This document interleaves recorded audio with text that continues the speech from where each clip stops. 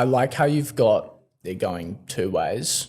This is a lot better than like the sort of weird angle I've got. I'm going to change that when I get home. It's the beauty of a good studio space. So, dude, I had this girl called Sarah on, and Sarah's this is unreleased, but she wanted to be a pro tennis player, but she started at 19. So, like, if you know anything about tennis, that's way out of the You got to be a prodigy. dude. And this girl was not a prodigy. Anyway, she's telling me a story, blah, blah, blah. Did she make it? She got into the WTA rankings. How old is she? She's 40 and she still wants to play the US Open. It ain't happening. It ain't happening. But she's lovely and she's got like Can we keep this in? Yeah, of course. But she's got a massive heart, and so she has a thing with the cold for whatever reason. I don't know if it's a psychological thing, but I have an air conditioning unit. Bad day to be an ice bath. Whatever. But I have an air conditioning unit in my house to keep the cameras cold. So like they don't overheat and stuff. I have one like sort of faulty camera. And she's like, oh, can we turn it off? Because I just don't want to. I'm like, yeah, okay.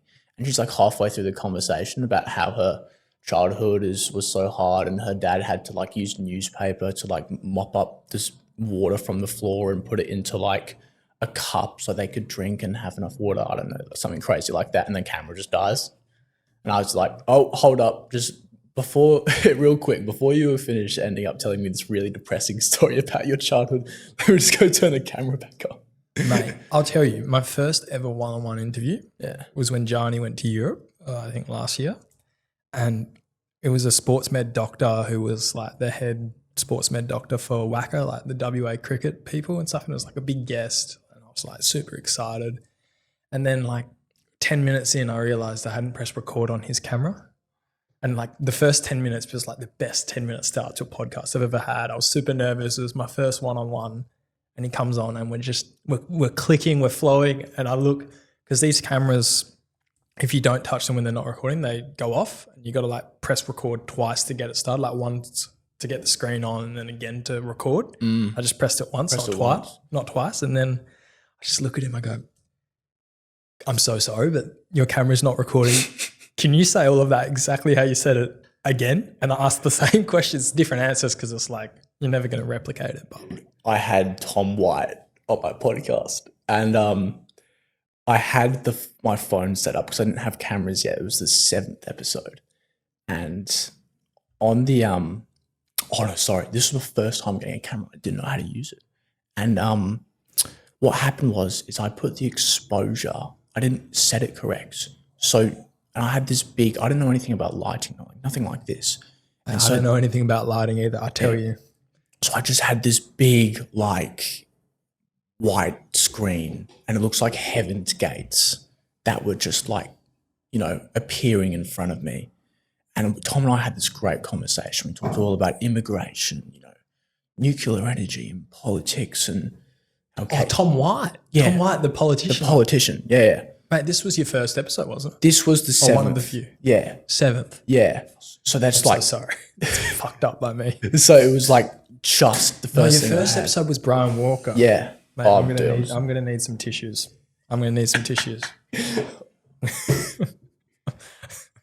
Thanks very much for the kombucha, by the way. This has been a massive disaster. That's for the audio listeners, I've just opened a kombucha. It was fizzed up. Yeah. Sabotaged. This wasn't me planning to take down the Crooked Smart podcast one kombucha at a time. Mate, I'm going to have to get some more tissues because we're out of tissues. give me 30 seconds. No give me 30 seconds. All right, I'm back. Sorry for that. Anyway, Cam, here we are. Now my hand smells like mango. I'm so sorry, dude. No, that's good. You don't want your hand to smell like mango? Probably not. I don't know. Well, like the soap dispensers, right? They always have a nice fruity smell to them. So if anything, I'm getting that for free right now. Now you've got a scented table of mango passion, which is my little in-mark on the Crooked Smile podcast. Mate, whoever comes in here for a Monday morning meeting and smells the table, it's in for a pleasant surprise. Do you know what's funny is that in order to get these kombuchas, I went to Eric Street IGA.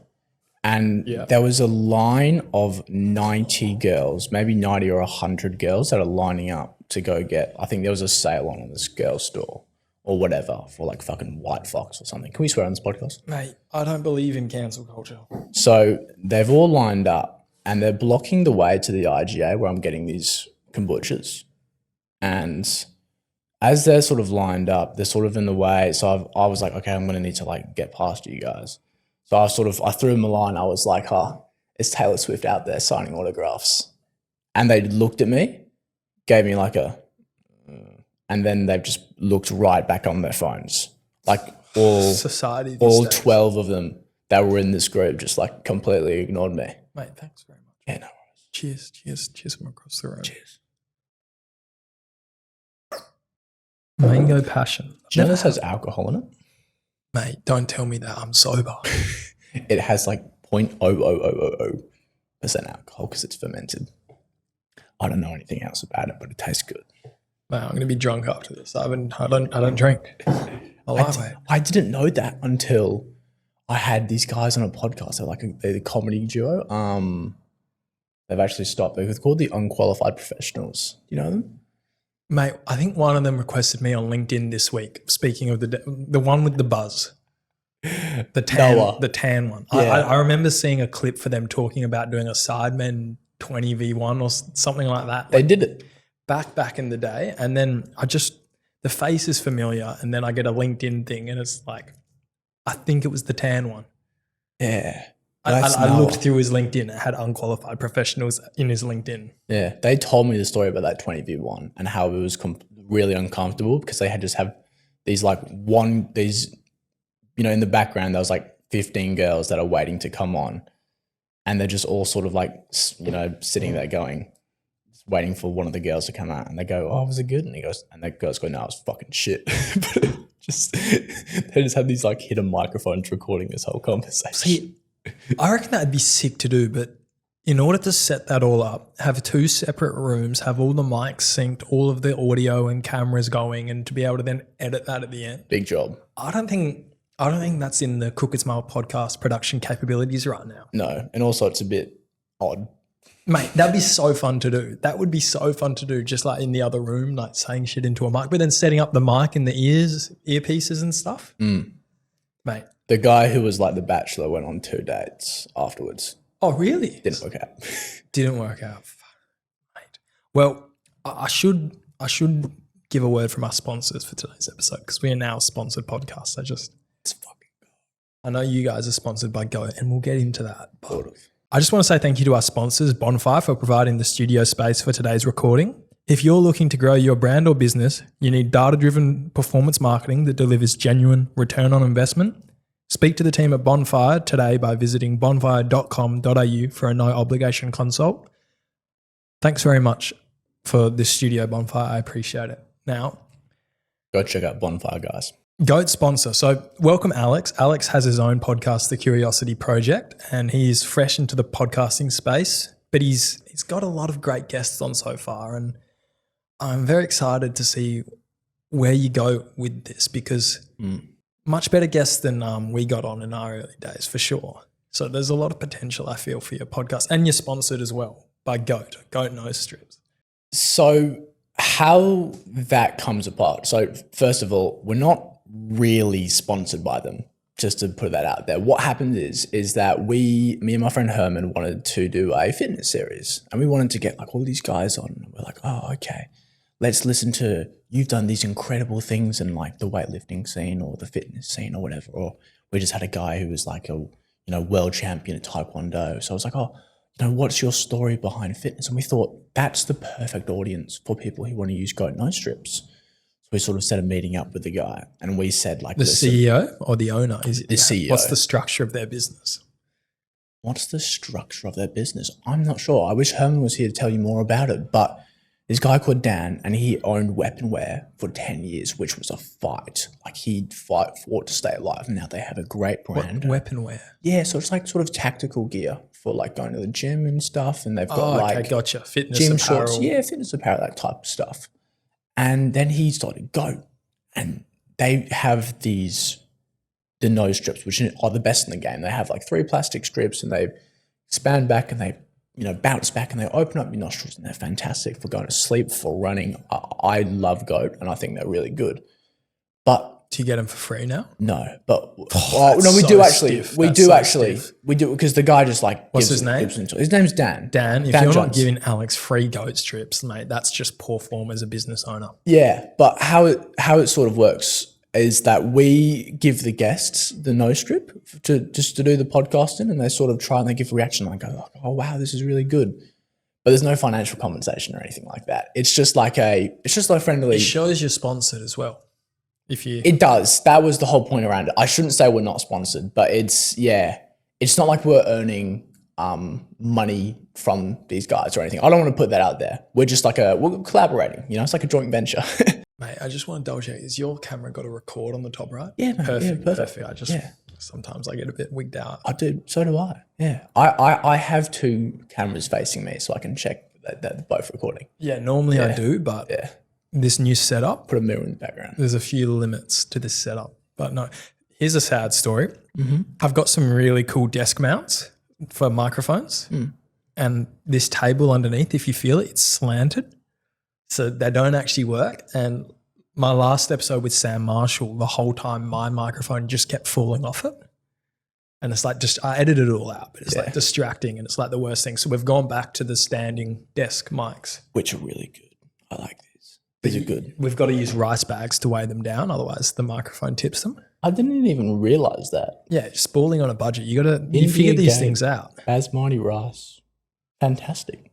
Mate. We serve some rice on the podcast. There's things like that when you're setting up a podcast that you just don't expect. Like, it's actually a lot to get everything in motion in terms of audio, filming, getting the right camera angles, getting the lighting, making sure that your audio is good so there's no mic bleed between the mics, and then editing it also it's nice, figuring out how to do multicam, switching on your edits on Premiere Pro, learning how to export, learning how to set up whatever your desktop audible workshop is to record. Like, a lot of things go into setting up a podcast, as I'm sure you now know. Which is why, like, I don't get mad if I make a mistake. Like, I'll make 100 more. It's just how it sort of works. I still make mistakes to this day. I'm sure you do as well. Thanks. And you sort of Please just tell like me my mistakes. learn. I need to get better. Exactly. That's the same as me. And, I'll probably get to like 200 podcasts in, and then I'll probably like have something figured out. That's the number, I think. Mate, 1,000. Yeah. 1,000. Ask Joe Rogan if he makes mistakes. Well, that's the thing. As long as you improve on that or you learn from it, every episode you're going to get better. But do you remember first starting your podcast? Remember your first episode? And you look at where we are now. This is an incredible setup. Mate, the first one was rogue. Yeah. The first one was like the camera angles were a bit weird. I've listened to it. No, don't tell me that. I can't even listen to the early ones. And then I listened to the third one with our good friend Fletcher Gardner. mate. But you can see up our pants, because like we're man spreading in shorts on a couch and the angle's down, and then the audio is just like, it's hard to listen to, and I feel like I'm a completely different person now compared to who I was then. You've accomplished goals that you've already set. Obviously for you, it's like there's stuff you want to achieve that you sort of maybe, I don't know. This is more me, but I sort of feel sometimes like I'm lacking something. But the first goal for me was 1, just publish the first episode. Yeah. Okay. Then it was to get to 3. And then it was to get some cool lights in, and now we've got a better setup, and now we've got, some cool people on. So, you can't be too mad at stuff. You just have to keep rolling with the punches. The setup does improve over time, but you still got to be proactive in doing that. And then as well, I found the biggest thing for us is getting guests. Like, we've gone through cycles where we're like, for a couple months straight, we'll have guests booked out. It'll be amazing. And then a couple months straight of asking people the week of to come on, and it's just so disorganized. And the best thing I reckon is booking people in advance. And we've only done it solid a couple of times, I reckon, in 70 episodes. We've gone through like a 5-episode stretch of planned in advance episodes by a couple months. Yeah. It's tough. I still wing guests. I don't think I've really had a proper guest structure before. It's just like, would you like to come on? Yeah, cool. or it's like someone say, hey, Alex, this is a cool person to come on. You know, I've got. How do you reach out? What's your number way of reaching out? Like, say Instagram you had Dom Sheldrick on recently. Yeah. How do you reach out to an adult like that? Dom was a lucky one because he's a friend of my dad. So like, dad was like, you know, this is going to be a cool person. He's done some cool stuff. Here's your number. You know, give it your best shot. I called up Dom, and he's like, called him out of nowhere. I called him and he didn't answer. And then I called him a couple of times, he didn't answer. Then I just sent him a message. He's like, he's funny because he gave me the most genuine reaction. Instead of like saying, oh, you know, would be such a cool opportunity. Yeah, blah, blah, blah. And like, yeah, what's the time? He simply replied to me, yeah, let's do it. Which no other guest in my like 30 podcasts I've done has. Are you at 30 now? So we've got it's 29 because you've got the different series as well that would add up. So it's like 8 and 22. So 8 and 27 and 22. So it's 29. So for the audience, can you explain the context behind that? Yeah. So I have my own thing, which is the Curiosity Project, which is always something I wanted to do, just because like I was always a social kid and I just wanted to have conversations with everyone. I was the type of kid who would like, when you were at a drive, you know, when we're at the traffic lights, I'd start waving to the person in the car next to me to try and start a conversation. That was just me. Anyway, and then Herman comes along and he's like, I also have some great people to talk to. And I was like, well, we better figure something out then. So let's do a series. We'll do a fitness series. Oh, okay, you're Swing the Rock. Oh, I'm the Curiosity Project. Curiosity Rocks. It works. Okay, cool. So that's your other series, Curiosity Rocks. Yeah, that's a fitness series. So if you want to look into some of the best, like in WA, some of the best people who have these incredible stories about why they're at where they are. I feel like Dom Sheldrick's almost a Curiosity Rocks. Yes, he should have been. There's sometimes bit of overlap. Sometimes, yeah, there's definitely overlap, and it's like Dad sort of wants me. If someone gives me a suggestion, they're sort of indicating that I should have this one-on-one conversation with them. But yeah, any chance I can get like a fitness series going on with Herman, like we've got a big one coming up, which hopefully he can attend. Can you name drop or no name drops allowed? I will say he's an Olympian, so that will current, former, current. So that would be. Can you say the sport? Yes. Swimming. I'll just give it to you. It's sailing. Yeah. Nice. Dude, I don't know anything about sailing. My dad did a lot of sailing. Yeah? He used to try and force me to do it as a kid. No chance. It's like my dad with me in golf. I didn't want to play golf. You're sitting out on the river on a one-man boat on a Sunday morning and you're 10 or 15 years old for like 3 hours with no wind. This is the best thing about podcasting because I've got no idea about sailing. So it's just going to be like, I'm going to have this guy and I'm like, oh, by the way, are you sailing in like a team or is it individual? I've got no idea. Yeah. Olympic sailing. Well, it'd be sail. It wouldn't be power boats. So you know that. I know that now. Yeah. Mate, so this kind of getting up and running, getting one episode done and getting to 3 episodes and then constantly finding new people. How do you kind of decide the type of guests you want to have on and what's the sort of brand you want for your pod? Because it's still early days. I'd say anything under a year's early days when it comes to finding out your sort of identity or what you want. I mean, we're nearly at 2 years and we're still figuring it out. This is episode 74. I'm at 7 months. I don't know. And to be the complete honest answer, I don't know where I want to take it, but that's the best part is that I get to figure it out. I get to figure it out. And I at the moment now, I'm just enjoying bringing people like Brian Walker on. Mate, he's a funny guy. Dude, just to offside, I went to his office in Subiaco and is he in Subi here? He's next to the Parliament building where his office is, like the Legalised Cannabis Party. And I'm going to his office. Did you just go in without notice? No, he invited me. Because I was like, he's the first podcast I did. So he Alex had to figure something out. I'll come to my office in Subi and we'll talk for a bit. And you walk in and there's this massive office and he's got I don't know which MP it is. I think it's Albanese, but he's got a cardboard cutout of Albanese in a weed costume, which is hilarious. It's so funny. And I go in and I sit down and the guy starts talking to me about the physics of this table and how we really technically should be able to put our hand through matter And then he starts talking to me about how he had a patient who brought, she was technically dead, and through her thoughts. He told us about that off camera. Did he? Yeah. How through her thoughts she like brought herself back to life. And then he's like, "Oh, Alex, I've got to go into Parliament." And I was like, "Oh." He's like, "Do you want to have a read?" And he like, "Well, what I'm saying?" So he passes me his script, and he's like, "Oh, I'm educating the Parliament on what gender is." And this was all in like the first 10 minutes of me meeting the guy, and I was like, "I can't wait to have you on the podcast. This is going to be so much He's fun." a bit of a wild character. I mean, like even some of the we talked for just not just as long, but probably a good half an hour off camera afterwards with just like stuff that you wouldn't say on camera. And he's a bit of an anarchist when it comes to like revolution and like restructuring and the future and what it should entail. I love talking to those type of people, Like Joey Diaz says, you have to do something, If you eat toast for breakfast, fantastic. I'd rather that than saying I had my bacon and eggs for breakfast. No, you eat toast, it's fantastic. You have to do something. You have to do something weird, something interesting, something that like gets you sort of weird. Something distinctual about yourself. Yeah. Like a kombucha. Yeah. Kombuchas are great though. I really want to get sponsored by a kombucha company. That would be unreal, but I'm going to figure that out.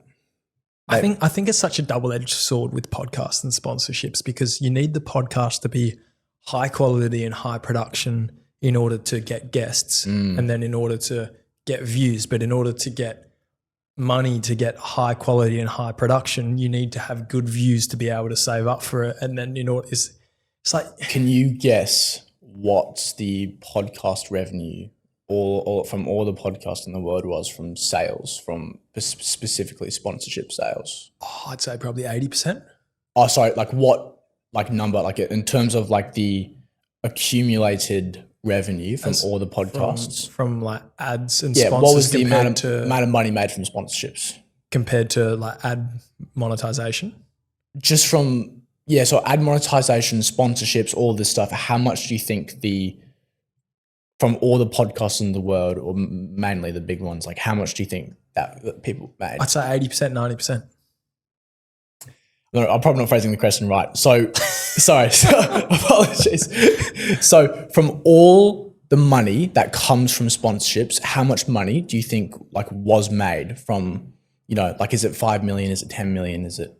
It's $2.4 billion. Oh, okay. I get the question. Sorry, I probably didn't phrase that right. My bad. But like, that's the amount of money that was made from sponsorships. The amount of money that's put into podcast sponsorships in the world. 2.4 billion.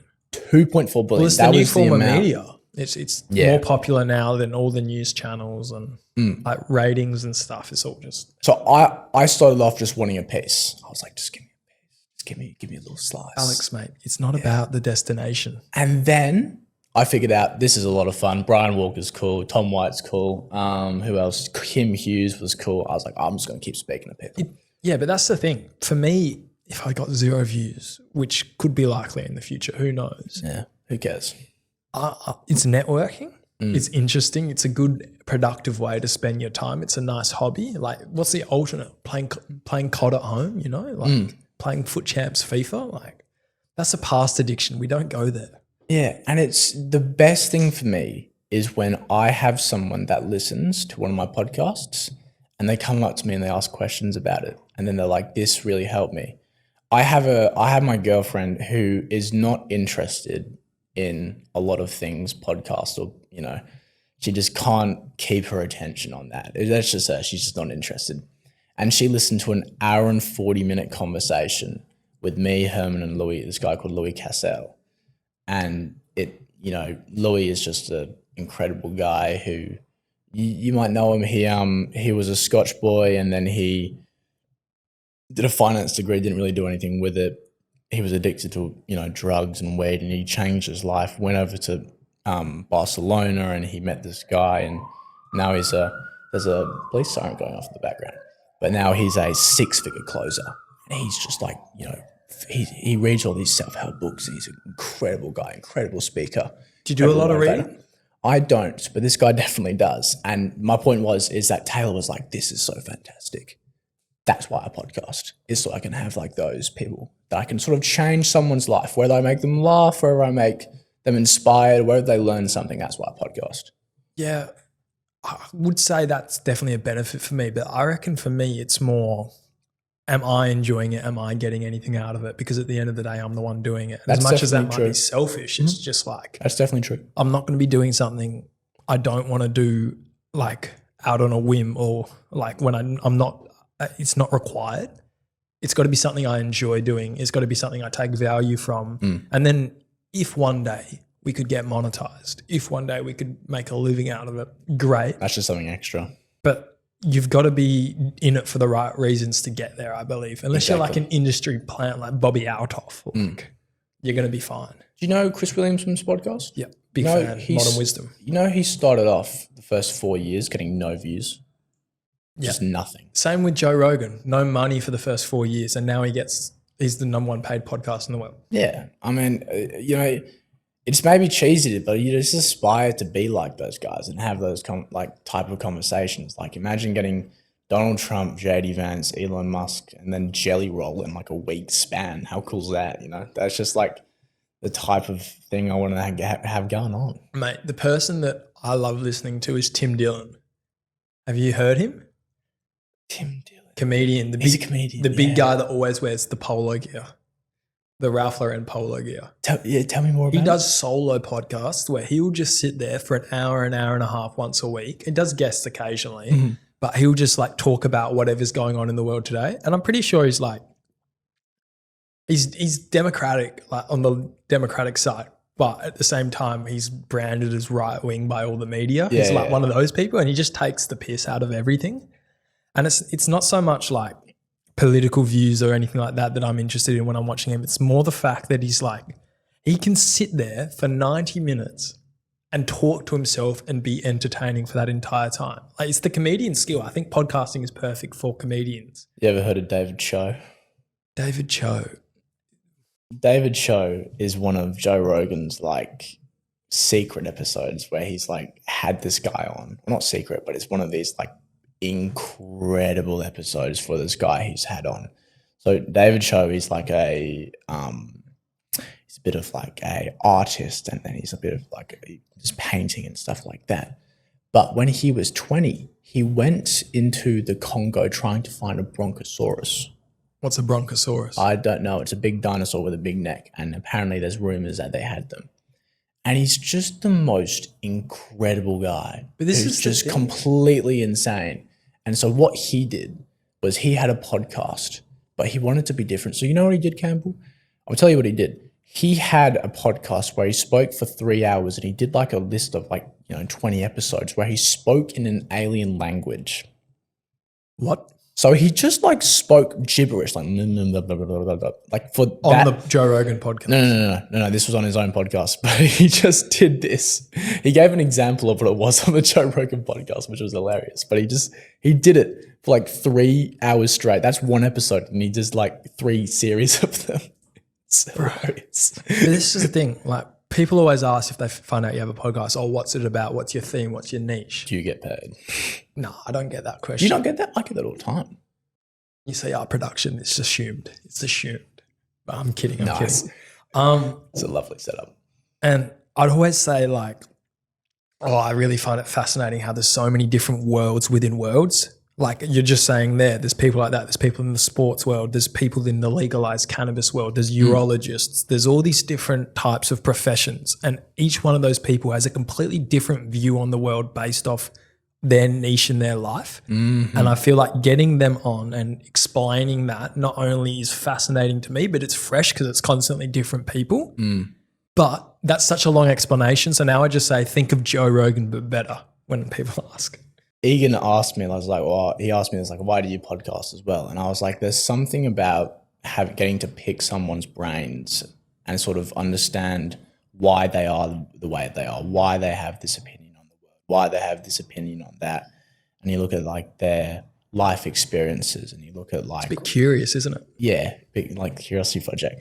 And you sort of break it down and you go, I understand. And, part of me is I do a psychology major. So part of that is like really interesting to me of like how people think, why they think this, what has gone on in your life, what like dramatic or traumatic, situation has made you feel like You this? genuinely find the hardships is where all these people stem their kind of journey from. Like they go on a hardship and then that kind of is the catalyst to kind of trigger the life that they've like built for themselves. Unfortunately, the best people usually have the most traumatic situations in life that happen. You know, I see that with the people around me. Like I have a girlfriend who lost her mum, and she's like the best person in the world.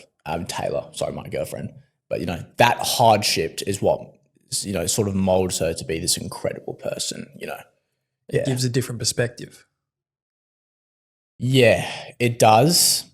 And you've also gone through something so hard that, yeah, I guess it gives you're right. It gives a different perspective on like Makes you appreciate what really matters in this life. Yeah, absolutely. 100%. I like for me, I had this big lab report for psychology. I was worth 30%. It's so important, you know. I'm making sure every little detail is right, blah, blah, blah, blah. And then my dog died. And I was like, oh, I've just been so focused on this one thing for so long. And then that, and I was like, I'm in like a mental gymnastics, what the fuck is going on? I've just been, and it's just, you know, it just puts a different perspective on life. Yeah. Damn, I'm sorry to hear that, man. Yeah. It was actually my girlfriend's dog, but like the dog was so close to me. It felt like my dog to some degree. Big Asher, rest in peace, Asher. Yeah, man. I'm sorry to hear that. Yeah. Bow wow wow. Yeah.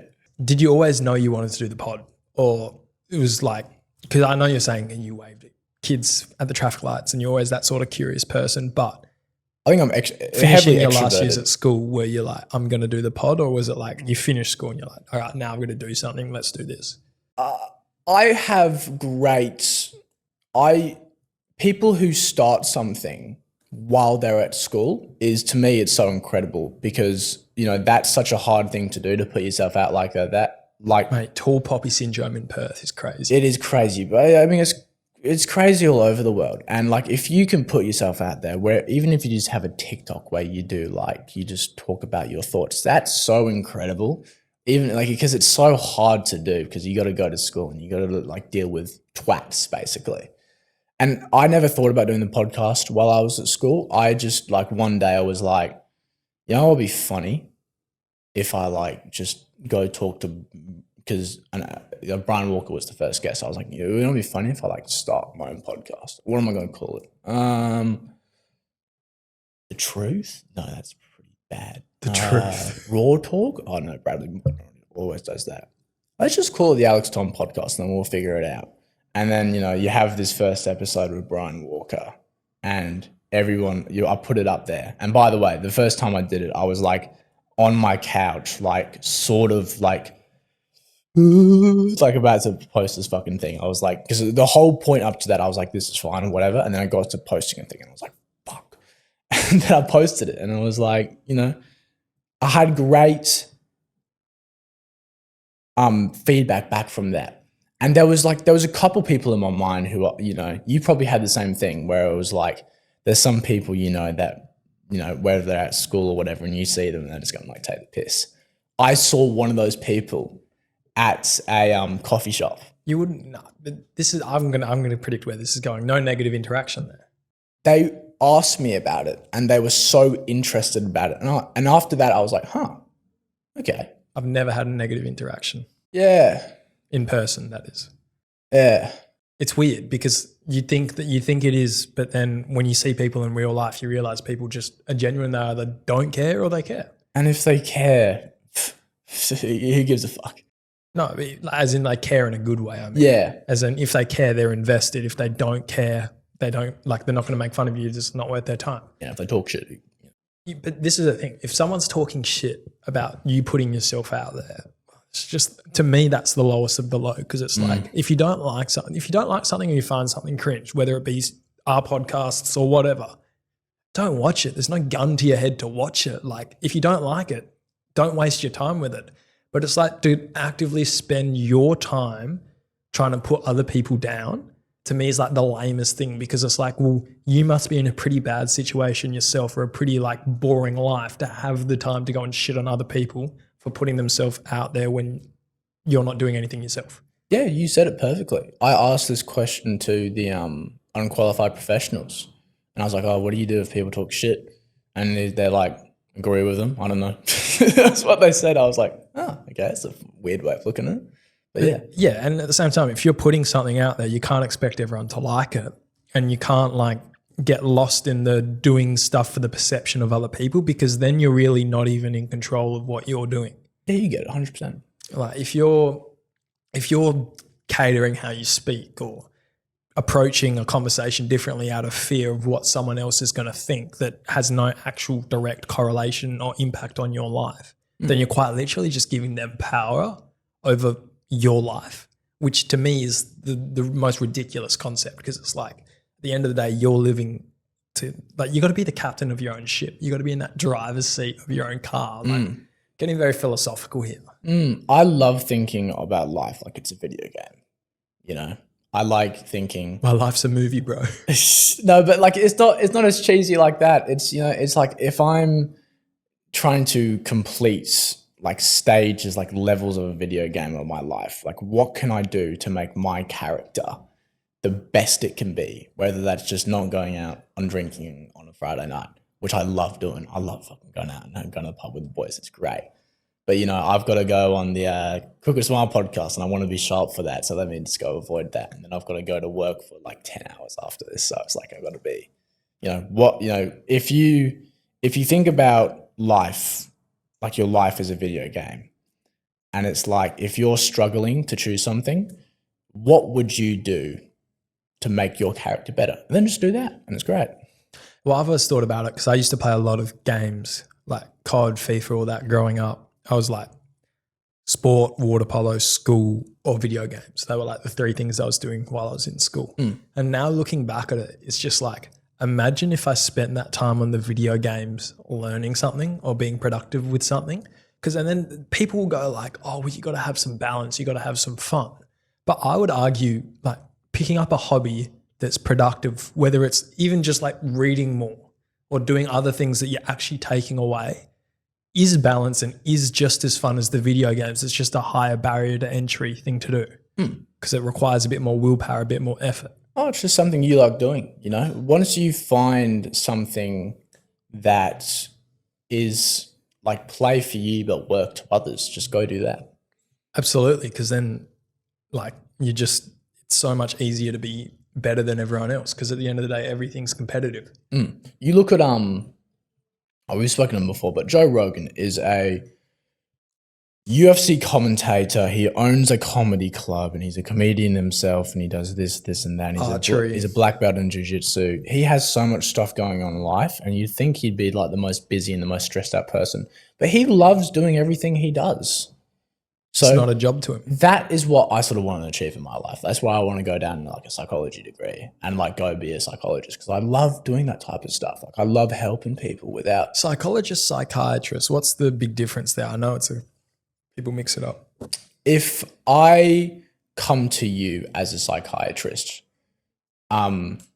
usually a psychiatrist will basically give you a certain drug to do with your mental health. Okay, so psychologist is the good one because it actually helps people as opposed to just treating their symptoms. That's a very debated on topic. I agree with you. I don't think. Well, that's why you want to be a psychologist and not a psychiatrist. So I would argue that naturally sort of doing other stuff to heal the depression or whatever you've got is much better than taking a drug. Addressing the root cause of problems is the best way to solve problems. 100%. You know, this is just like a band-aid that gives you side effects and stuff. I guess you're helping people as well.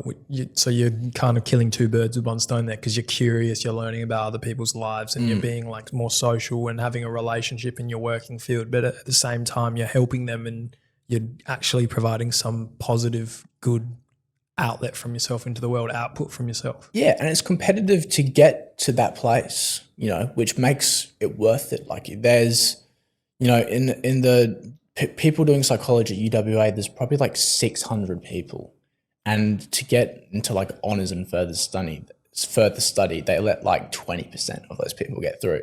And then to go to masters, it's like 10% of that, 80 people. So it's like to get to that spot is competitive, which is what makes it, something to aspire to. But then enjoying it, I guess, makes it easier to be that 10% because you can do it more and be like kind of more invested in what you're doing.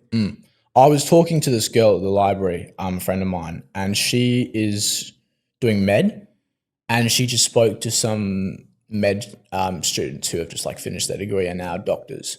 And she was trying to ask for some advice, and they were like, oh, just enjoy your time now. But it's sort of like hard to, I guess, enjoy your time now when it's so, especially medicine is so damn competitive to get into like specialist areas and then go to like med schools and then to do an extra 6 years of study, And residency. Yeah, it's hard to be, enjoy yourself in that situation, I guess. So how do you balance that, Well, how do you balance it? There's a great idea that in your 20s, there's only like 2 roads you go down. You either live it up. This is modern wisdom quote. Exactly. And you sort of regret, doing that, and you sort of regret where you are in your life when you're 30. And the other path to that is you bite down and you grind hard and that regret there is not enjoying yourself in your 20s. Yeah. You either build in your 20s the life for when you're 30, or you enjoy your 20s and then you start from day one in your 30s. I like a little wiggle room. You think there's balance? Yeah. Of course there is. It's a spectrum, sure, I guess. Yeah. So you'd say you're in the middle, or you're leaning one or the other way? At the end of the day, it's like, okay, where do I want to go? Okay, I want to go to an honors program in psych. And it's like, okay, what do I need to get there? Good grades. Okay. However I can get those grades, that needs to be number 1 priority. And then number 2 and 3 are like stuff that come after that. Like I can still have fun. I don't need to be a, book rat. I've heard the best students only study like 4 hours a day anyway. So that leaves time to, go visit, I don't know, Hillary's Boat Harbour and go hang out with your mates and go do some other stuff. Go come on a podcast and stuff like that, yeah. How old? You're 19. Yeah. You're that young. You got so many great years ahead. How old are you? 22. 23 this year. Entering my LeBron James era. 23. I think he's going to retire. No, he's not. He's got 2 more years in him. He wants to play with Luka and Giannis. Yeah, I think he wants to play with Bryce. Yeah, Bryce, bro. So he's got 2 kids. Oh, yeah, the second one. Yeah. Bryce James, yeah. And that one's apparently a lot better. So yeah. I think he's waiting for him to come he's a bit taller as well. But people forget Bronny had, what's it called? Not a heart attack, but where your heart stops. He had cardiac arrest. Yeah. He had cardiac arrest in his first year at uni, and he was on restricted minutes. Like, people just think he's crap, didn't average anything good. Like, he dropped 39 in the G League this season. Like, he's got some serious upside to it. And he's LeBron James's son. He's got that. People forget. He's got that, pardon my French, but he's got that sperm in him. He's going to be a good player. He's going to be a good player. He's going to be a beast. I don't reckon a beast, but I definitely think he's got potential to be like a Gabe Vincent role player. Like Gabe Vincent on the Lakers, like a 6-man comes in, can hit corner threes, quick, good defense, one-on-one for the guards. Like, mate, talking about basketball, like sports, what sports have you played growing up? I'm interested.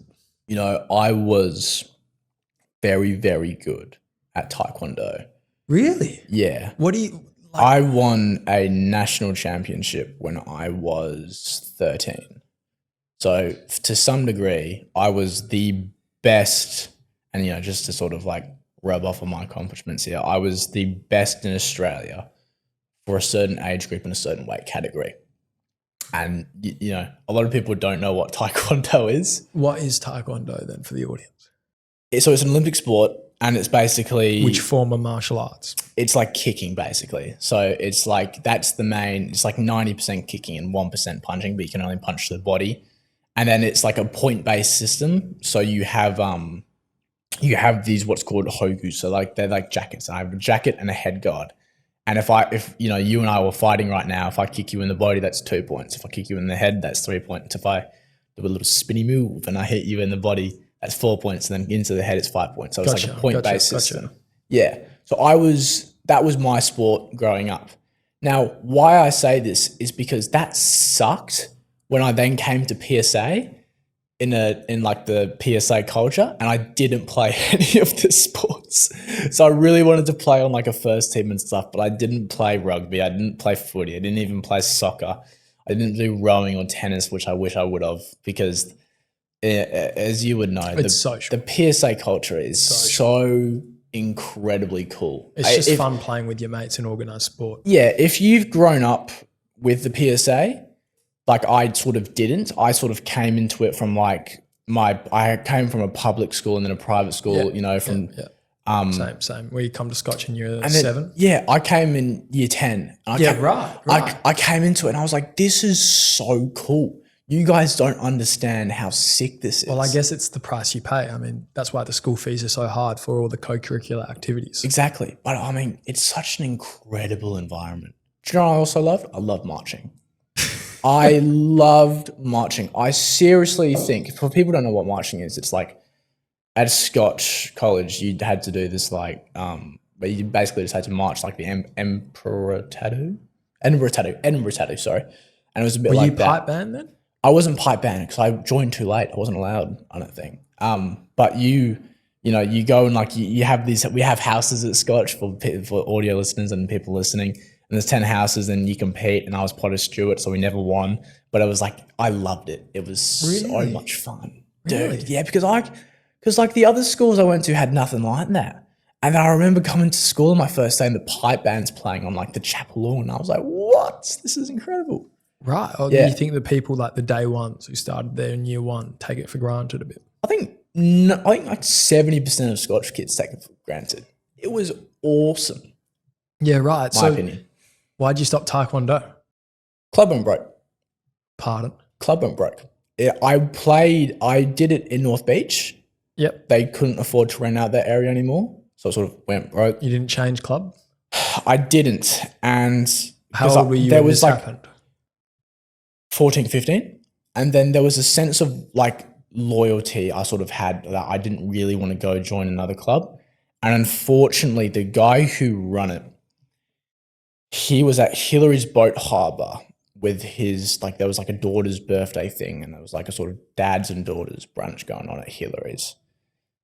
Whatever happened, some guy gets into like a stiff up with him and spits on my coach, and my coach just lays him out cold, just fucking knocks him out. And then he got, unfortunately, some jail time that came with that. And so that club wasn't allowed to compete.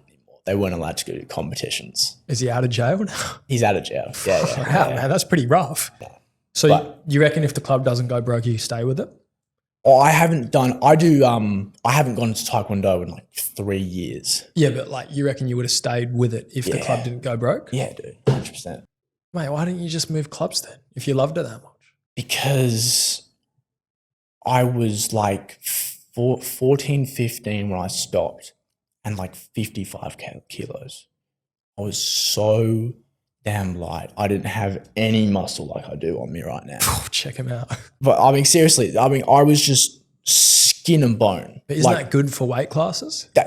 So that's what it was, right? It was good for dropping weight, because in Taekwondo you have like weight limits, a bit like the UFC, you know what I mean? Where you have to like do these like, you know, terrible weight cuts that were just like, it's not healthy. And when you're like 12 or 8 for that matter, it's just not good for a growing body, not good for a growing boy. So I got a bit sick of that. I have some terrible weight cutting stories. When I was like 12, I'll tell you one. Weight cutting at 12 years old is crazy. It is crazy. That's crazy. So I went over to a mate's house one time, and we were just like playing in the pool, blah, blah, blah. And I was on this thing called a white diet. So what a white diet is it just like you just eat white rice, white chicken, and anything else that's like plain. And that's it. So no fruit or anything. And it's meant to like flush out all the fiber out of you. So you just like drop all that weight. That's the idea behind it. It fucking sucks. It's a terrible idea. And I was at my mate's place, and I had my mate's mum come out with a platter of like kiwi, strawberries, raspberries, blueberries, and bananas, and then all this beautiful stuff, all this beautiful fruit. And then there was like all this other stuff, like these lollies and stuff. They're all colorful and all beautiful. And I couldn't eat any of it. And my mum's there, and she just like, you know, started to sort of tear up a bit. So, yeah, that was, you know, at the time I didn't understand it, but that was rough. And I can drop 3 kilos off me, like, just like this most insane metabolism I've got from just like years of just cutting weight. Yeah, gotcha. So that's why I stopped. I was like, that's a part of the reason. 1, the club went broke, and then 2, I was like skinny, and I was like, I want to do something else. So what do you do now? I do Muay Thai and BJJ. Yeah. Bad daddy getting in a fight with you. So like last night, I do it 2 times a week now. It's 3. And it's just, I do it to stay fit. Would you ever do UFC? No, dude. Like MMA? No way. Doing just because of the head strikes, or? Doing MMA is the worst way to live, in my opinion. Just mess up your body. So the highest level of MMA there is the UFC. And to get to the UFC, you have to be a fucking killer. You have to be the best in the world at what you are. And then your first fight, they give you 10 grand, and that's that.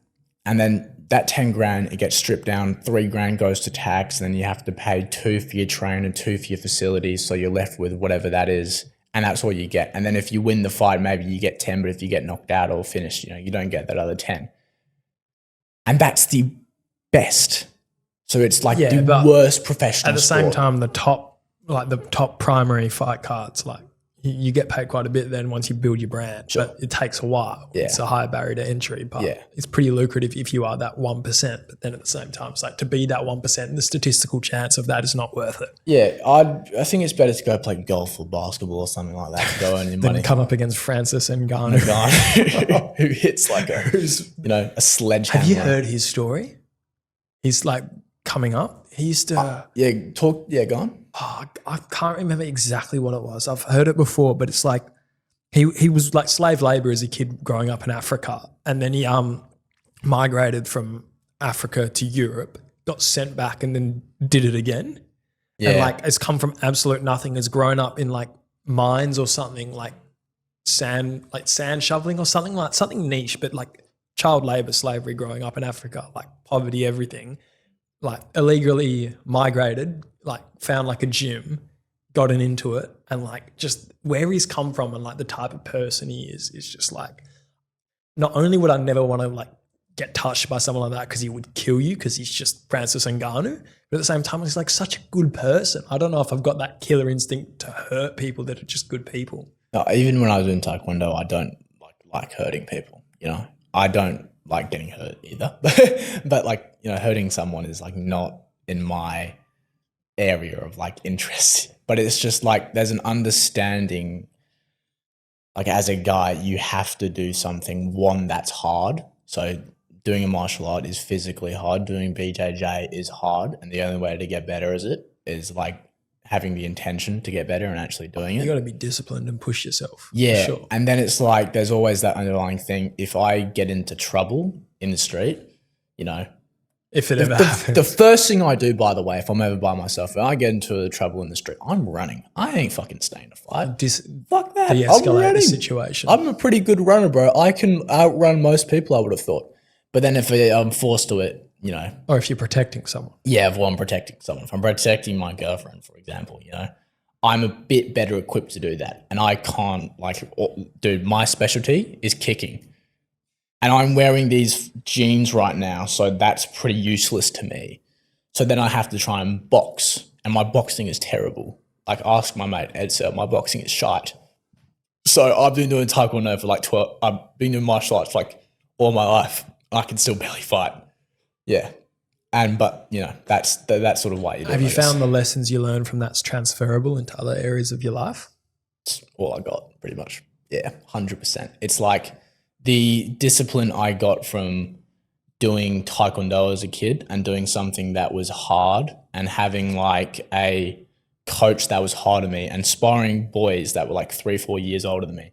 And just to get fucking belted. All I got, there was a Saturday Ellenbrook class where I just got belted for like 2 years straight by these guys that were like bigger and stronger and, you know, just better than me. But that's how you get better, I guess. Yeah. So it's like, yeah. And part of that is in order to get like better than anything in life, you need to surround yourself with people who are better than you. Yeah, absolutely. So like, student has to become the master. But Yeah, it's like you got to have a master in the first place. Pharrell Williams has like the best quote about that, where it's like, if you want to be the best sprinter in the world, you have to find people who are better sprinters than you. And so that was just like my environment growing up was like fucking killers that were just everywhere. How do you do that with your psychology degree? Find women, to be honest, because women makes up like 80% of the, or 90% of the psychology industry, especially at university. And they're competitive and they're good and they're smart mainly. So you have, but well, I'm just saying women because that's like the, you know, the gender ratio, which is overcooked to like women in psychology. But you just find some people that are better than you. Go around class and like go snoop into people and say like, hey, what are you doing? Like, what do you got going on there? Oh, you use Notion? Oh, okay. Oh, like what, you got OneNote? Oh, you got everything planned? Oh, you got palm cards going on? You know, whatever that in the study situation and trying to get better. That's what I try and do. Dude, I'd be going up to people in class and be like, what are you doing over there? Just be curious, you know. What's that? Oh, you wrote that on your lab report? Oh, why'd you do that? Oh, because someone told you to do that. Oh, tell me more about that. Let me get your number. Let's talk. I'll be in people's faces like that. I've set up so many group chats of like lab 2203 or lab 2217 or whatever it is. And it's just me basically trying to like learn off you. Yeah.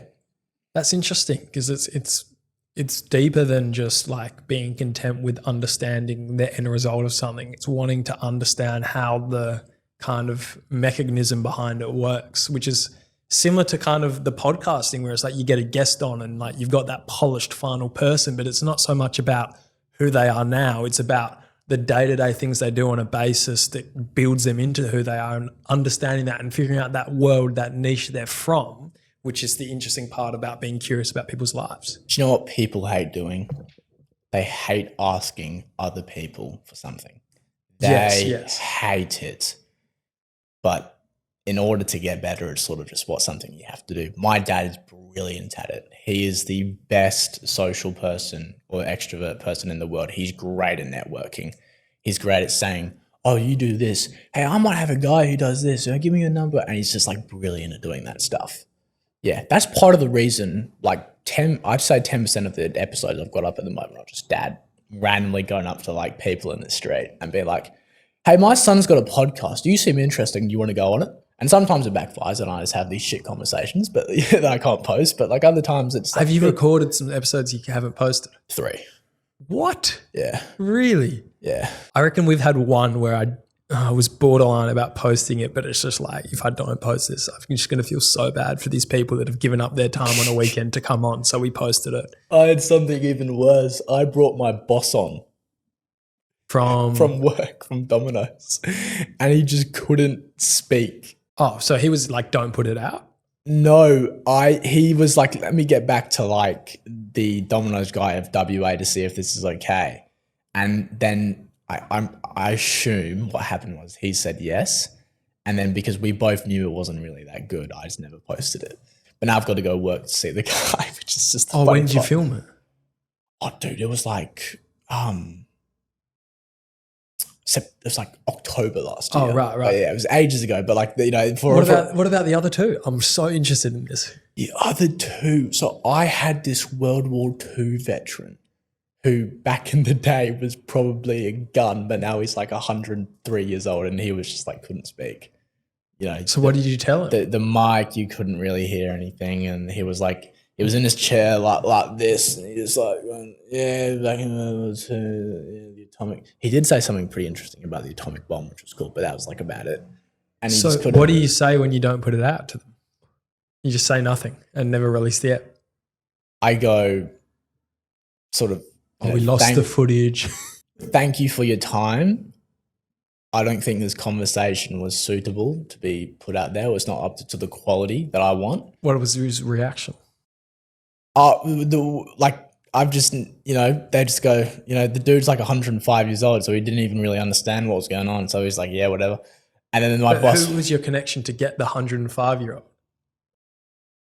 That's a great. I think it was my nana. I think it was like my nana knew this guy who was like a brigadier general. Right. And then your nan doesn't follow up and go, well, where's the episode? Dude, he's living in a retirement home. I did the episode in a retirement home. So it wasn't that big of a deal. You know what he said about the atomic bomb? What? He was worried at the time when he heard the news about the atomic bomb being dropped on Hiroshima that there was going to be one dropped on Australia. From who? That was like the general consensus, because you got to remember that there was no sort of communications or idea of what was going on. But from who? The Germans? I don't know, but the Germans had been defeated at the time. So and they didn't have atomic weapons. It was only America. Yeah, but you got to understand that people don't really know these things at the time, and where this guy was. We're the equivalent of Japan in the war, but for the Allies. So that's why he thinks Australia is. Yeah, you got to think at the time, the guy had World War II was going on. There's these things called atomic bombs that can wipe out cities. And that concept for someone like that who's been on the farm their whole life is just like fucking wild. So the general consensus was around the people, from his point of view, when that bomb got dropped, everyone was like a bit nervous for 2 weeks because... Just 2 weeks. Just 2 weeks, not long. Maybe 2 months, or whatever the fuck he said. Just a couple rough nights of sleeping and back to normal. Just thinking the atomic bomb might get dropped on the... Yeah, Mate, you see there was like that asteroid that had that 3.6% chance of hitting Earth in the coming years, and everyone was so casual about it. And there's always a fucking asteroid. Now it's like 1% chance, so we're all right. Oh, yeah, I do think that, yeah. Dude, there's asteroids going on all the time. What about the third person? Third ep you recorded. Mate, this is so interesting to me because have you never not published one? No, I don't have the balls. I don't have the ball. We've had one where Johnny and I did a duo, and I lost the visual footage for it, and then it was kind of like a filler duo ep around Christmas time, and I was like, we just won't put it out. We got enough episodes. But like we've also had an episode where we lost the footage, and then like we just put out the audio version. I've had something like that. But that was sort of the third one. But I remember we had the audio content, so we just posted the audio. In terms of like, that was getting someone to give up their time on a weekend to come and film with you. This was you just think it's shit, and you go, mate. I'm not, to have the balls to say your life is so boring that I'm not. Yeah. Well, obviously it wasn't the situation with I your was stuff. lucky There's a lot of because context. one, I work with the guy, so who, the other one was like, who cares? And then the other one was like, he's fucking. No, he's probably he might be dead if I'm being completely honest. No, there's definitely no recent ones I've had on that I haven't regretted posting. But in the early days, there was maybe one or two with some guests, and like I wouldn't disrespect anyone, but there was one in particular that Johnny and I did, and it was just so bad, and it was so like awkward, and just like I couldn't even like edit it. Like I just didn't want anything to do with it. But I'm like, if I don't like the person or people that were on this episode, like I felt like they're gonna come and hurt me if I don't. Not in like an intimidation way, but like they're just like the unpredictable type of person or people that like just. I was just straight up with the person. I was like, but especially for my boss, I was like, this isn't that good, but if you get approval, I'll post it. I edited the whole thing in the fucking airport, and I was like, we're ready to go. And then we never sort of spoke to it, and I was like, well, this isn't that good, and it sort of just dropped from there. But it's just like, that's just. Oh, I can't imagine. Dude, it's not that bad. No, but then it's like okay. Another reaction with them in the future. Yeah. Oh, I guess your context is all right. For this guy, Mitch is the youngest business owner I do, and he owns the Cottesloe Dominoes, which it sounds like it's not that big of a deal, but it's a massive deal when you've got your own money riding on this thing to hopefully make it successful. And you've got to like pay for ovens. If, someone smashes their delivery driver car, you have to pay for it. Franchise royalties or. Yeah, you got all of that. And it's a hard way to succeed as like a 22-year-old, or he was like 21 when he started the place. Oh. So that dude doesn't give a shit about my podcast, which didn't upload to. Yeah. Yeah, well, I think the one I'm talking about, like it would have been just awkward because they were like super into it, like wanted to post about it, like posted about it straight afterwards. And What like, was the conversation? mate, I'll tell you after this. I couldn't bring myself to like name and shame on here, but I didn't know them before and I've never seen them again. But it's just like my mum's my avid listener of the show, and she was just like, "What the fuck is going on?" Like it's just like, oh man, I can't. How do you come up with the idea to do those like duo pods where it's just you and Gianni talking shit? When we can't get a guest. It's literally like we went through a period recently where we did a bunch of duets that I actually really did enjoy. But the LinkedIn one was great. I listened to that. Thanks, man. I appreciate it. That was a lot of fun. Yeah, it was. That got my brain thinking. On how to. Well, you got a girlfriend. So. Yeah, I know. But it was just like, how do people like make these like relationship decisions? Or do you get Snapchat first? Do you get Spotify first? Yeah. Mate, it's actually, you got to go number. You can't go Snapchat. You can't ask. I was thinking number first. Yeah. Just shows you're about business. Yeah. But anyways, mum's like the avid, wait, what was I? Those duos with Gianni. So duos with Gianni, like, I enjoy doing it because Gianni and I have been best mates forever. Yeah. So we're basically just talking how we normally talk. So it's not like a big, sometimes we run out of stuff to talk about, or we'll sit there for 50 minutes and only 30 of it will come onto the episode. Like there's a lot of cutting back to make it like digestible because it's just two mates rambling without context half the time. But I love those episodes. Between studios from my mum's place, because it's okay, bit of law. We were at my family's small tax practice in the old meeting room that didn't get used. It used to be filled with paper boxes and I like cleared it out and set up the studio to start with. That was like the first 50 episodes. And then we moved out to do one at the footy club with some of the boys from our footy club who were playing it last year. And then we just never went back. So then we were like, all right, we'll do it at my mum's house in the front room. And I was living there at the time. And then I moved out so mum could downsize place, and then she moves out. So now all of a sudden we can't film there anymore after we've just done 15 odd episodes there. So then it's like, we got to get a new studio. And while I was organizing this great deal with Bonfire, who I'm very grateful for to have accommodated for us to film here, we were just doing Gianni's living room. Cause like, good law.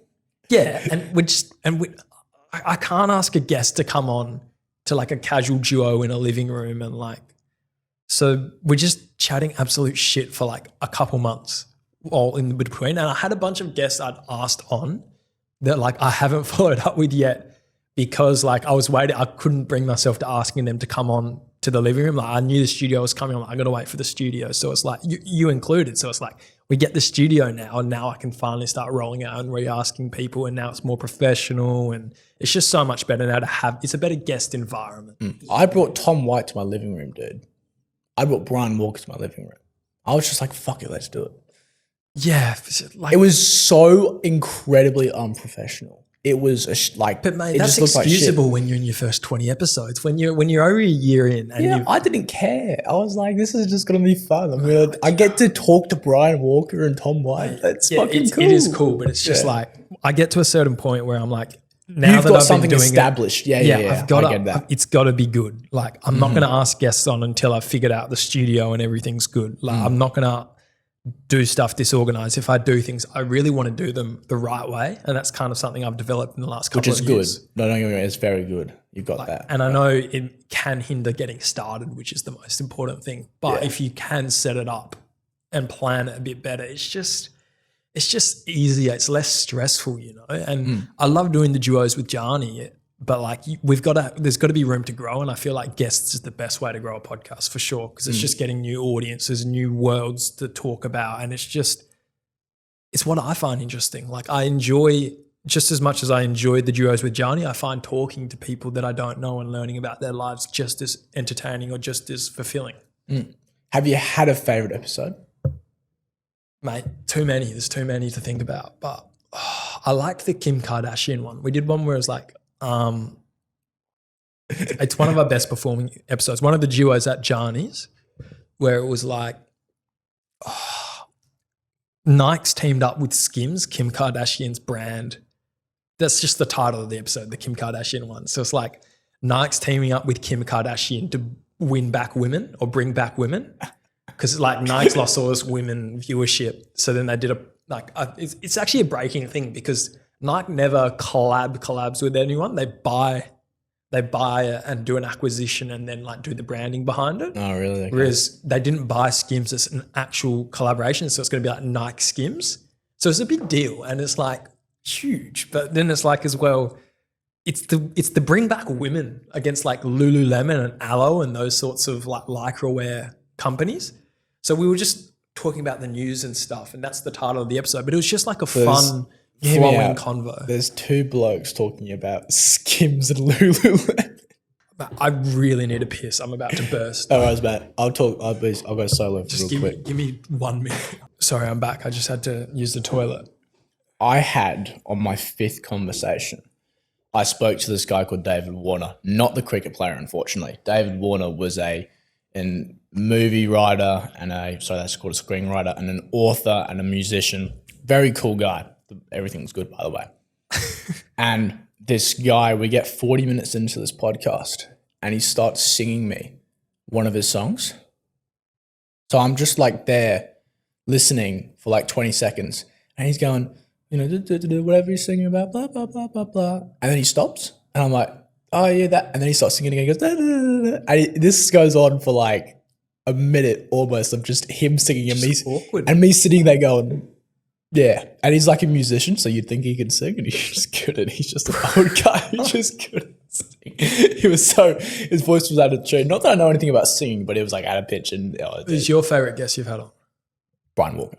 Because the dude's just so interesting. Yeah, okay. Kim Hughes was sick. That dude was so cool to speak to. You know who Kim Hughes is? Kim Hughes is one of Australia's greatest athletes, to put it simply. And I got lucky to know him because my mate's dad just like worked with him one time. And he's like, Kim, you want to come on this young kids podcast? And he's like, yeah, all is good. And he's just like, he didn't stop speaking for an hour. And I try to like cut in to like add to the conversation. He's like, hang on, little fella. Let me chip back in. Yeah, you good? How old is he now? He's like 70. Yeah, okay. But look up Kim Hughes after this podcast. I'll just listen to your episode with him. Yeah, it was a great episode. It was really interesting. The dude is phenomenal. Yeah. Right.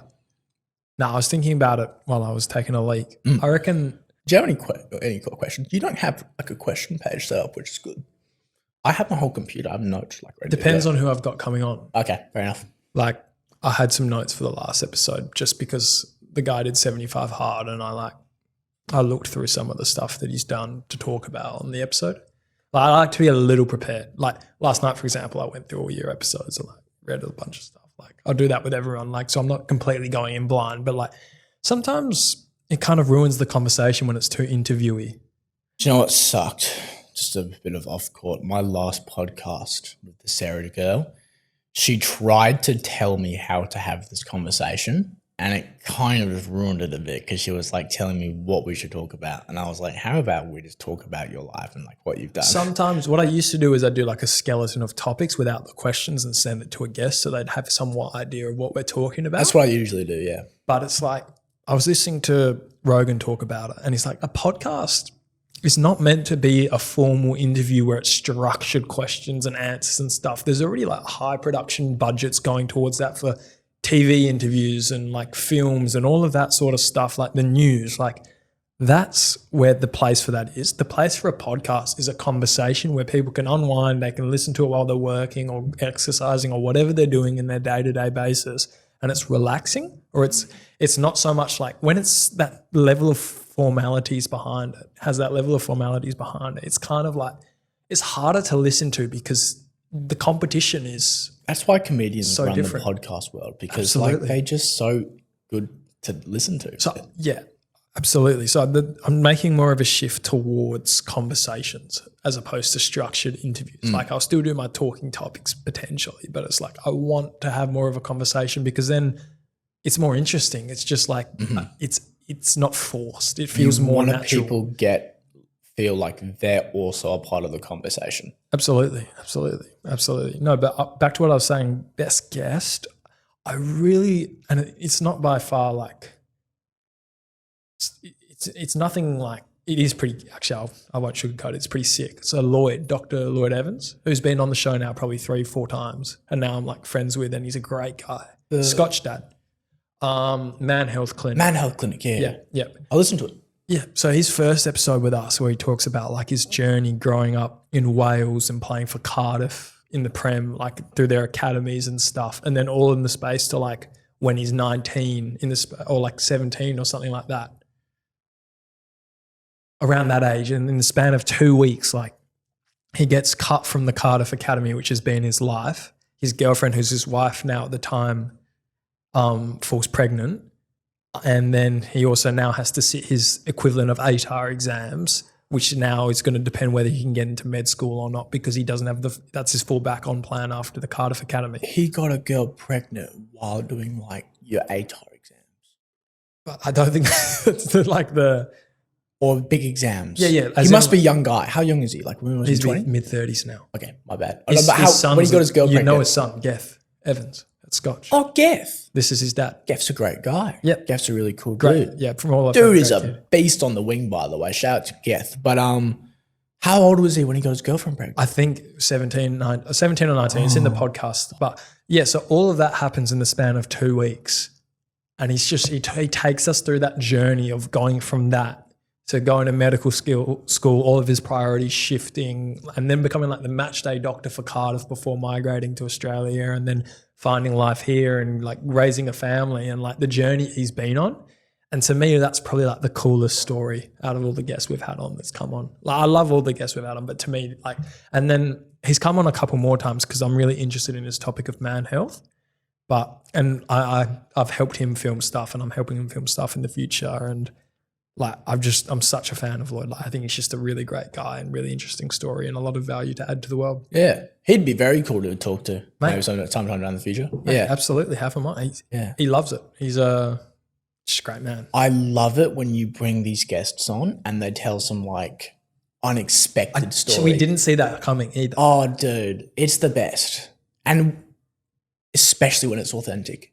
It's not someone trying to tell you something about something fake. And it's not like we know it and we're angling the questions in that direction to get him to say it. Exactly, bro. That's like, it's the art of podcasting. And that's why I'm trying to make that shift towards more conversational stuff as opposed to the structured sort of interviewee things. Because I feel like I get to know a person more, like you, for example, from having this conversation, as opposed to just having a bunch of pre-written questions and then just firing them off one-on-one. You answer it, you go quiet, ask the next one. Like, I have to explain to my mates that part of me sitting down with a guy for an hour, I now know them probably better than a lot of people do. I might even know them better than some of my mates, for example. It's just like small talk's worst nightmare.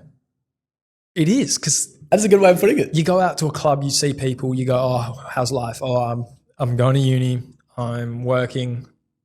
Great. How about you? I'm going to uni, I'm working. That's it. That's all you talk about. Whereas you sit down with someone on a Saturday morning for an hour and a half, and you actually speak to them about what they're interested in, what like things they've taken away from hardships they've gone through in their lives. Like the Lloyd example, like you really do get to know them a lot better than just having a surface level conversation at the club. And that's what I love about the podcasting. And then the networking from it. Like if I never started the podcast, I wouldn't have the relationship I have with Lloyd today, for example, which is like, I'm a huge fan of it. Like, it's just like, and other people I've met as well, and people I've kind of known that I've become so much closer with because of it. And then the opportunity to do that with more people and to continue to do that. Yeah. I have a great example of, if I didn't have Sam Gibson and Luke Kinnear on my podcast, I wouldn't know about Sam Witness. And if I didn't know about Sam Witness, I wouldn't have known about Jack McIntosh. If I didn't know about Jack McIntosh, I wouldn't have found Egan Brooks. That was the same thing for us with healthcare. So we got on a urologist who was a family friend, a family friend's friend. And then he got us on a sexologist who then, urologist got us on Lloyd, and then a penis doctor, like about kidneys, bladders, penises. They look at penises for a living. Well, they operate on them. Like, mate. I'd also love to operate. There you go.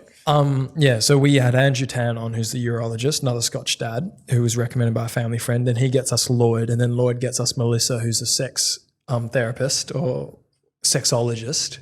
And that was wild having a sexologist on. We had a bit of fun What with was that conversation like? Mate, you got to watch it. That's actually one of my favorite apps when I think about it, because like we were doing like segments kind of back then, and we were like asking for a friend segment, and it's like, should I buy condoms from the self checkout, and like what to do when you like she asks, is it in yet, and just like the roguest questions, and we just. But it was like she was all for it. She was all game, and it was great. It was so much fun. Oh, dude, great. But then like we had that. We had a chiropractor. We had Chinese acupuncture and those people on. And then like just things like that. And having all of those people on was kind of from just getting the urologist on to start with. And it's just like it's networking at the end of the day. It's who you know. And then when you get credible guests on from medical fields, then it looks better when you're then trying to get other people on, because like, oh, they've had a doctor on there. They know what they're doing. Part of my reason I got, I think, a lot of big guests on so early was that I had Brian Walker on as my first episode. So they knew your that business. Did numbers for me. Yeah. That was part of the reason that like the first 10 episodes I did had some big guests on, I think. Yeah. Nice. Well, was there anything in general you wanted to talk about left? Otherwise, I think we can wrap up. We've been going for nearly an hour and a half. Yeah, dude. How long has you been your biggest episode?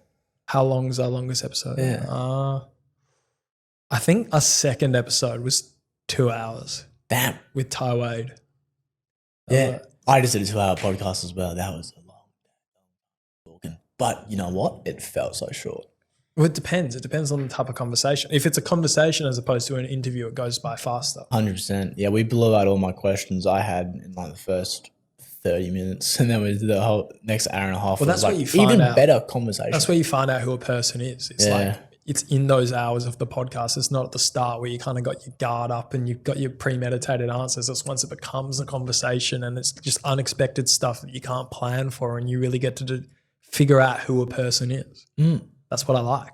That's that, bro. Mate, I think that's a good way to, go on. Where can everyone find you? Guys, go check out the Curiosity Project on Spotify. I have exams for the next month, but then after that, I will be switched back on, I promise. And, I have an Instagram. I haven't made a bloody reel in a minute. It's a whole nother conversation. Oh, my days. But go on Instagram. What is it called? But on Spotify, it's called the Curiosity Project. Links in the description. Oh, dude, thanks so much. And then on Instagram, if you give me 2 seconds to find it, it's called the Curiosity Project official with underscores. It'll be in the description. In the description. In the description. Well, dude, thank you so much. Mate, it's been great getting to know you and finally get to meet you. I know we've been going back and forth for a while before this, just on podcasting stuff, but you have to come on again in the future. That was so much fun. Yeah, come to mine. I will. Yep. Cool. Thanks, guys. Thanks for listening. And I can never ever. If you get lost, I press the rewind so you don't see now. I know I can tell that you a winner. I'm making key lime cause I was living in the backseat till you beg me. All my niggas never playing games like we bad street. When she's talking, feel like poetry in motion, and I feel like I'm chosen. When she look at me, I'm getting lost up in that ocean. Everywhere in motion. They ain't got a notion. I wanna tell the world.